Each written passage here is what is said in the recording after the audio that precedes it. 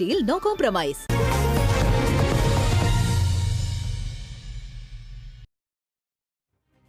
വാർത്തകൾ തുടർന്ന് ഒരു പ്രധാനപ്പെട്ട വാർത്തയിലേക്കാണ്. തായ്വാനിൽ ഭൂകമ്പം ഉണ്ടായിരിക്കുന്നു എന്നൊരു വാർത്തയാണ് ഇപ്പോൾ ലഭിക്കുന്നത്. തായ്വാന്റെ വടക്ക് കിഴക്കൻ പ്രദേശമായ തീരദേശ നഗരമായ ഇലാനിലാണ് ഇപ്പോൾ ഭൂകമ്പം ഉണ്ടായിരിക്കുന്നത്. റിക്ടർ സ്കെയിലിൽ 7.0 തീവ്രത രേഖപ്പെടുത്തിയ ഭൂകമ്പമാണ് ഉണ്ടായിരിക്കുന്നത്. തായ്വാനിലാണ് ഭൂകമ്പം ഉണ്ടായിരിക്കുന്നത്. തായ്വാന്റെ വടക്ക് കിഴക്കൻ തീരദേശ നഗരമായ ഇലാനിലാണ് ഇത്തരത്തിൽ ഭൂകമ്പം ഉണ്ടായിരിക്കുന്നത്. റിക്ടർ സ്കെയിലിൽ 7.0 തീവ്രത രേഖപ്പെടുത്തിയ ഭൂകമ്പമാണ് ഉണ്ടായത്.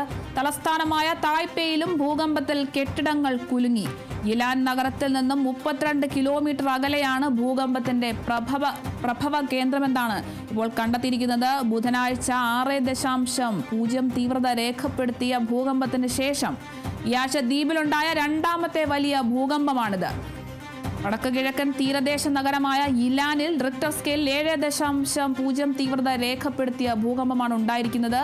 ബുധനാഴ്ച 6.0 തീവ്രത രേഖപ്പെടുത്തിയ ഭൂകമ്പത്തിന് ശേഷം ദ്വീപിലുണ്ടായ രണ്ടാമത്തെ വലിയ ഭൂകമ്പമാണിത്.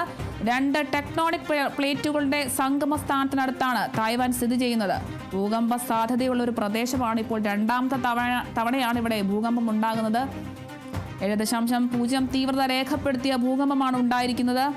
2016 തെക്കൻ തായ്വാനിലുണ്ടായ ഭൂകമ്പത്തിൽ 100-ലധികം ആളുകൾ കൊല്ലപ്പെട്ടിരുന്നു. 1999 7.3 തീവ്രത രേഖപ്പെടുത്തിയ ഭൂകമ്പത്തിൽ 2000-ലധികം പേർ മരിച്ചിരുന്നു. ഭൂകമ്പ സാധ്യതയുള്ള ഒരു ഭാഗത്താണ് വീണ്ടും ഇപ്പോൾ ഭൂകമ്പം ഉണ്ടായിരിക്കുന്നത്.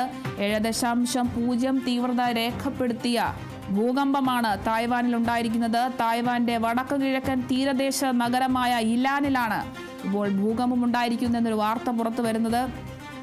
ഇലാൻ നഗരത്തിൽ നിന്നും 32 കിലോമീറ്റർ അകലെയാണ് ഭൂകമ്പത്തിന്റെ പ്രഭവ കേന്ദ്രമെന്നാണ് ഇപ്പോൾ കണ്ടെത്തിയിരിക്കുന്നത്. ബുധനാഴ്ചയും ഇതുപോലൊരു ഭൂകമ്പം ഉണ്ടായിരുന്നു. അത് 6.9 തീവ്രത മാത്രമാണ് രേഖപ്പെടുത്തിയിരുന്നത്. അതിനുശേഷം ദ്വീപിലുണ്ടാകുന്ന രണ്ടാമത്തെ വലിയ ഭൂകമ്പമാണിത്.